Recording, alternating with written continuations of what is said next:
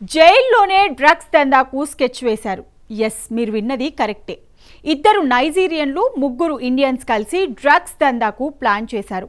అంతేకాదు, జైలు నుంచి బయటకు వచ్చిన తర్వాత తమ ప్లాన్ అమలు చేశారు. కొన్నాళ్ళు బాగానే నడిచినా మళ్ళీ అందరినీ కటకటాల్లోకి నెట్టారు పోలీసులు. అయితే హైదరాబాద్లో డ్రగ్స్ పేరు చెబితే అందులో ఖచ్చితంగా నైజీరియన్స్ పాత్ర ఉంటుంది. వారిని అరెస్ట్ చేస్తున్నా తర్వాత బయటకు వచ్చి అదే దందా కొనసాగిస్తున్నారు.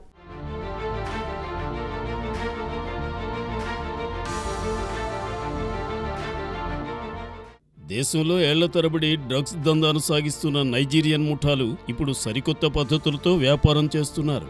జైలుకు వెళ్లి వచ్చినా తమ పద్ధతి మార్చుకోవడం లేదు. పైగా జైల్లో పరిచయమైన వారితో జట్టు కట్టడంతో పాటు అక్కడే స్కెచ్ వేసి మరీ డ్రగ్స్ దందాలో ఆరితేరుతున్నారు.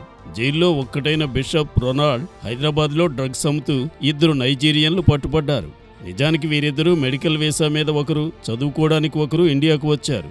ఆ తర్వాత హైదరాబాద్ టు గోవా షటిల్ చేస్తూ డ్రగ్స్ దందా స్టార్ట్ చేశారు. కానీ హైదరాబాద్ పోలీసులు వారిని రెడ్ హ్యాండెడ్గా పట్టుకున్నారు. ఇద్దరిని వేరువేరుగా జైలుకు పంపించారు.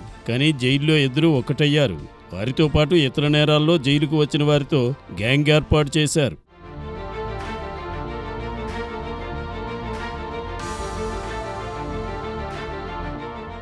డ్రగ్స్ అమ్మితే భారీగా సంపాదించవచ్చని హైదరాబాద్, కర్ణాటక నుంచి వచ్చిన నేరస్తులకు ఆశ కల్పించారు ఇద్దరు నైజీరియన్లు. అక్కడి నుంచి డ్రగ్స్ తెచ్చే బాధ్యత తమదని, వాటిని విక్రయించే బాధ్యత మీదని చెప్పారు. జైల్లో వేసిన ప్లాన్ బయటకు వచ్చిన తర్వాత అమలు చేశారు. వీళ్ళు బయటకు వచ్చిన తర్వాత కొన్ని గ్యాంగ్లు ఏర్పాటు చేశారు. గత కొన్ని నెలల నుంచి డ్రగ్స్ అమ్మడం ప్రారంభించారు.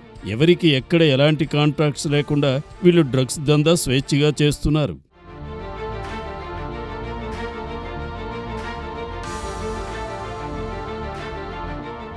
5 సభ్యులు గల ముఠాపైన ఇప్పటికే 10కి పైగా కేసులు. హైదరాబాద్కు చెందిన వీర్లపల్లి లక్ష్మీపతి, బొంబాయికి చెందిన రమీ భరత్ కుమార్, కర్ణాటకకు చెందిన అబ్దుల్ జాఫర్ ఖాన్, ఈ ముగ్గురు 3 ప్రాంతాల్లో డ్రగ్స్ అమ్మి సొమ్ము చేసుకుంటున్నారు. ఈ ముగ్గురికి ఇద్దరు నైజీరియన్లు బిషప్, రొనాల్డ్ కలిసి డ్రగ్స్ తెచ్చిస్తున్నారు. ఇటీవల కాలంలో వీళ్ల దందా బాగా పెరిగిపోయింది. అంతేకాదు, ఒక్కొక్కరు దాదాపు 100 మంది వీఐపీలకు డ్రగ్స్ సరఫరా చేస్తున్నట్లు అధికారులు గుర్తించారు. ఇండియన్తో పాటు ఇద్దరు నైజీరియాలను నార్కోటిక్ బ్యూరో అధికారులు అరెస్ట్ చేశారు.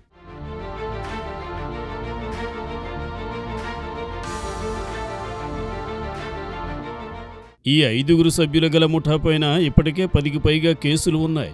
ఎప్పటికప్పుడు మకాం మారుస్తూ, వీఐపీలు ఉండే చోట్ల నివసిస్తూ, సర్వీస్ అపార్ట్మెంట్లో స్టే చేస్తూ ఎవరికీ అనుమానం రాకుండా తమ వ్యాపారాన్ని కొనసాగిస్తున్నారు. తొలుత లక్ష్మీపతిని పట్టుకున్న పోలీసులు అతనిచ్చిన సమాచారంతో మిగతా గ్యాంగ్ మొత్తాన్ని అరెస్ట్ చేశారు.